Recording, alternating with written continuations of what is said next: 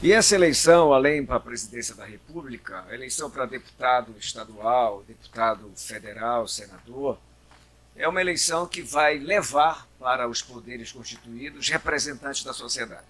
Quem defende, por exemplo, o aborto, obviamente vai trabalhar para eleger pessoas que defendam essa causa. E como nós somos um país democrático, isso é possível acontecer.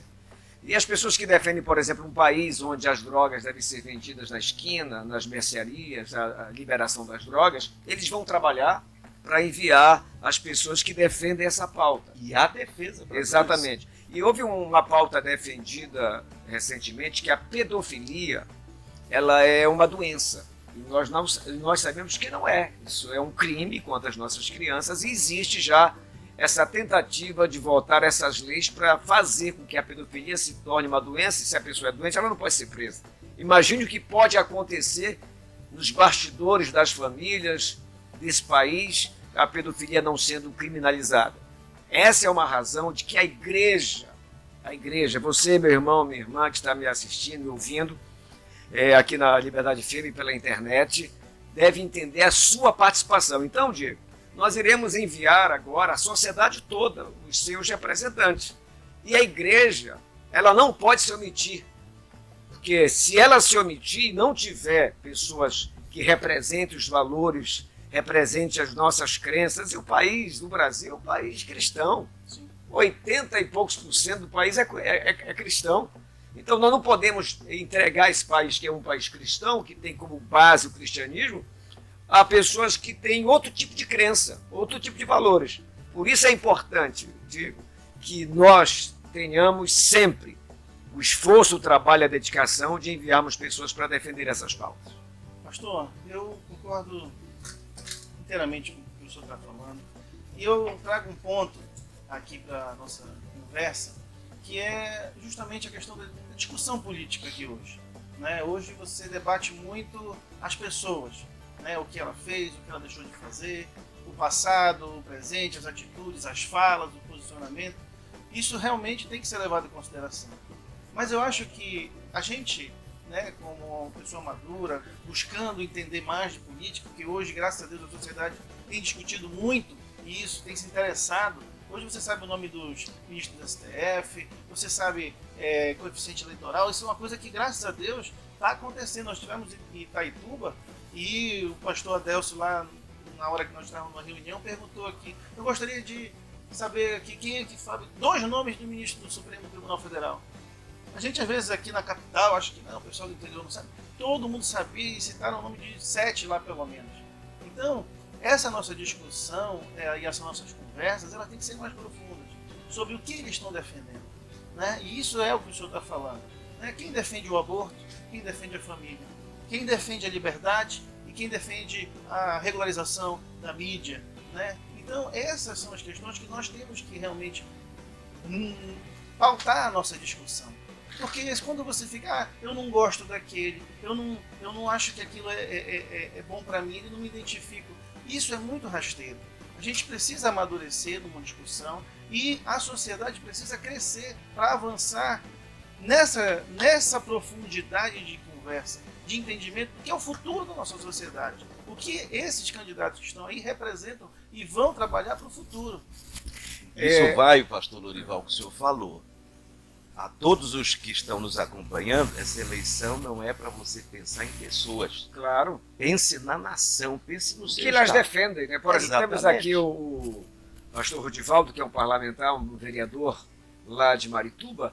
Eu queria te perguntar, você que participa desse ambiente político de votações de leis, realmente é perigoso não ter pessoas que defendam essas pautas cristãs, da família, conservadora, ou lá não se trata desse assunto? Isso é coisa da nossa cabeça, isso é como eu tentando conversar com uma moça, ela disse, isso aí é uma conspiração, a teoria da conspiração, que isso vai acontecer, que isso não é tratado nas casas de leis. Você que participa lá em Marituba, qual a importância de termos pessoas como você para nos representar e defender os valores que nós acreditamos que é o melhor para a nossa nação? Muito importante essa pergunta. Eu vou contar só um testemunho, pastor Lorival, aos ouvintes. na última legislatura, que encerrou em 2020, nós estávamos na última sessão do Parlamento Municipal. E na última sessão, alguns projetos de leis que durante 4 anos não haviam passado ainda, e que agora era a última sessão, então sem que passasse pela Comissão de Justiça, inclusive, que eu fazia parte, estavam em pauta. E naquele momento de confraternização dos vereadores ali e votando as pautas últimas, iam ter 2, 3 sessões, além da sessão ordinária, 2 extraordinárias, eu fui ler e quando eu percebi estava ali inserido um projeto de lei que dava visibilidade a alguns movimentos na cidade, na escola, e totalmente contrário àquilo que a gente acredita. E na hora eu me levantei, fui até o jurídico da Câmara, perguntei por que estava sendo colocado ali em votação.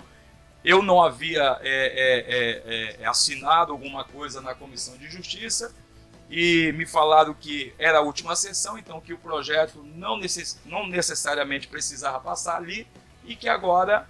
Aí eu disse não, eu fui com o autor da matéria e disse que eu não aceitaria da forma que estava e que eu iria pedir uma questão de ordem e mudar a redação da lei. E ele, tranquilo, concordou comigo e aí eu fiz uma questão de ordem no momento da sessão e mudei. Porque se eu não estivesse naquele momento ali, o município seria penalizado, as nossas crianças, os nossos jovens, com um projeto de lei que desconstruiria a ideia original do que é família, do que é o homem biológico, o que é a mulher biológica, e faria ali uma visibilidade em todos os termos a movimentos totalmente contrários àquilo que a gente acredita.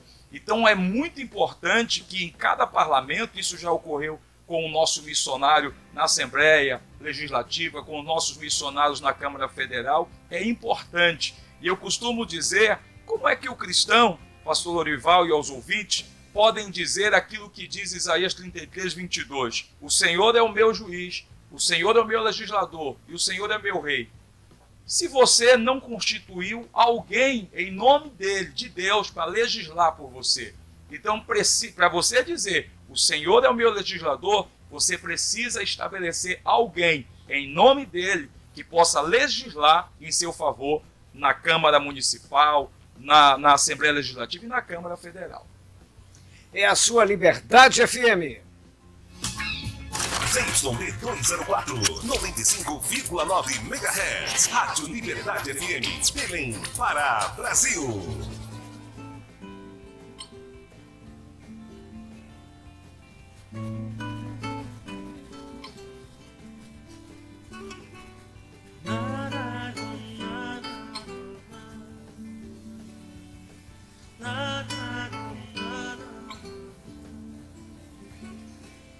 Como será o futuro do nosso país?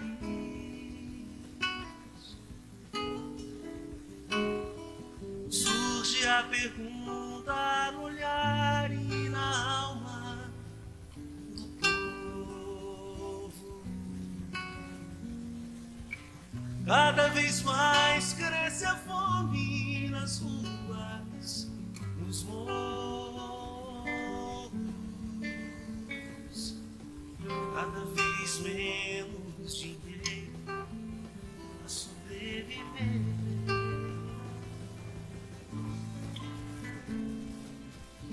Onde andará a justiça, outrora perdida?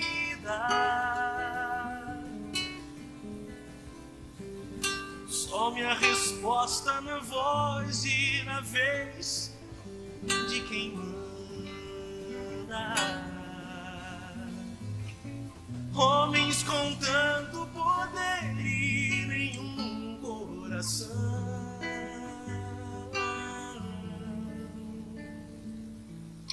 Gente que compra e que vende a moral da nação. Brasil.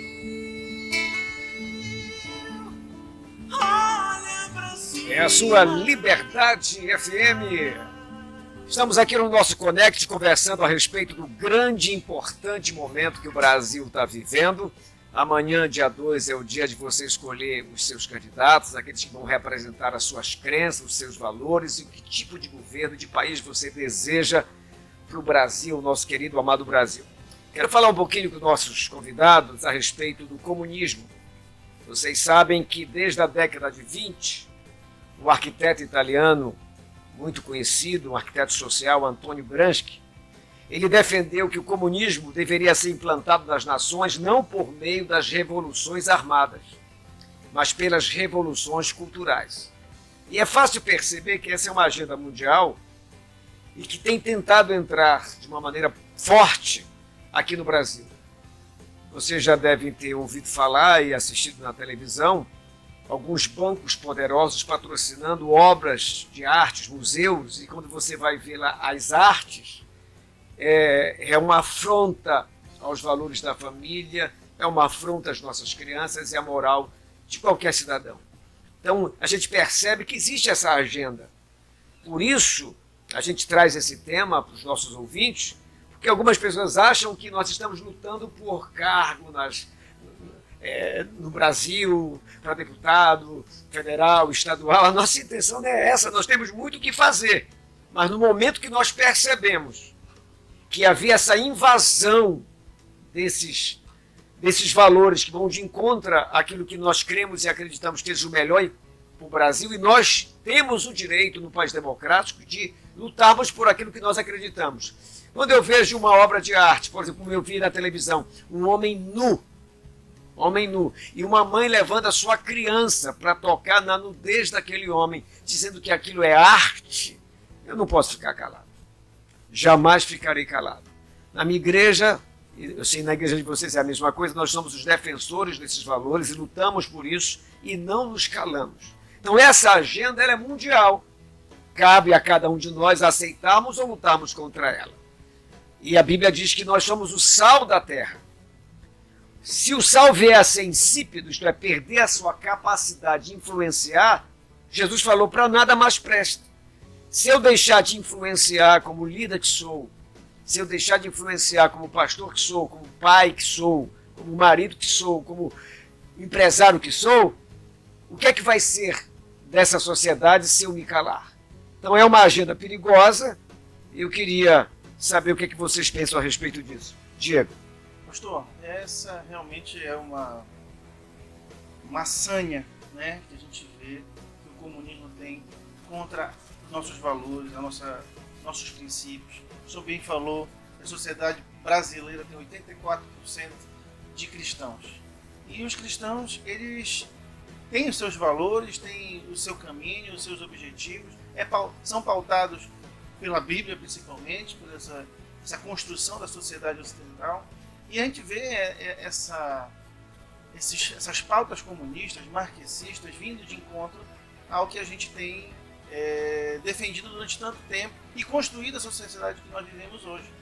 E a gente entende, e nesse momento eu queria falar, pastor, que os representantes que nós estamos buscando, estamos apoiando, entendemos que tem que comungar com a nossa crença, eles estão lá não só para propor, não só para apresentar projetos, mas sim estando lá como sentinelas para nos defender justamente de pautas como esta. É o exemplo do pastor. Sim, do pastor Rodivaldo.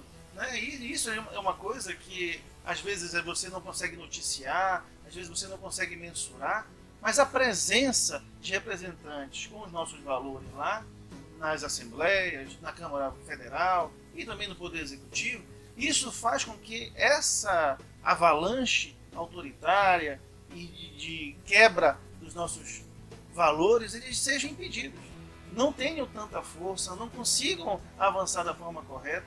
Então é por isso que a igreja precisa se posicionar. E a estratégia que é usada é que eles começam a falar coisas a respeito de quem pensa diferente, justamente daquilo que eles são.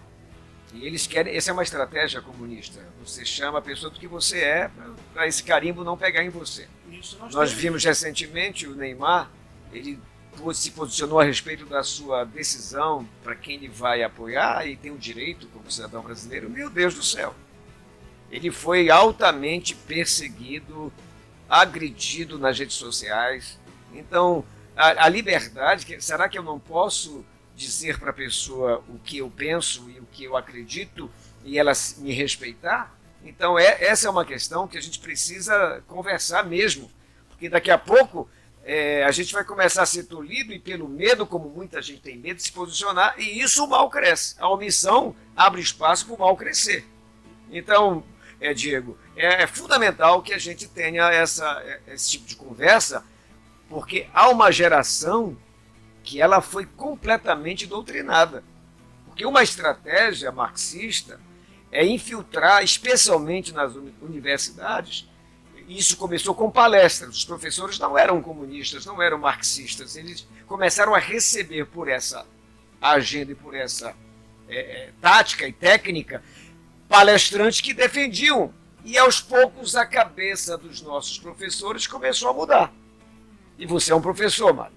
Você já deve ter vivido essa experiência por onde você ensina, onde você estudou. E eu te pergunto, isso realmente é coisa da nossa cabeça ou é um fato?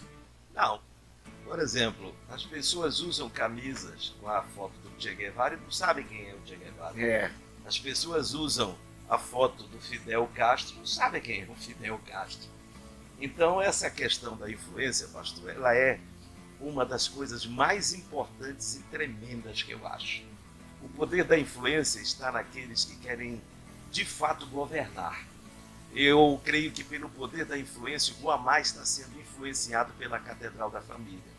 Ali na Sacramenta, nós temos visto a Catedral da Fé influenciar naquele meio, lá em Marituba. Então, o poder da influência, ele é muito importante. Vou te dar um exemplo que aconteceu ontem. Sim.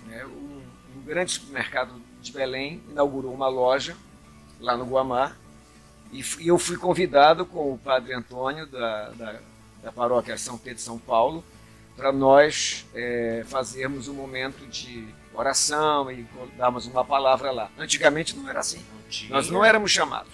Mas como a igreja se posiciona, começou, e esse proprietário desse empreendimento, desse supermercado, ele foi na minha igreja e me fez uma pergunta.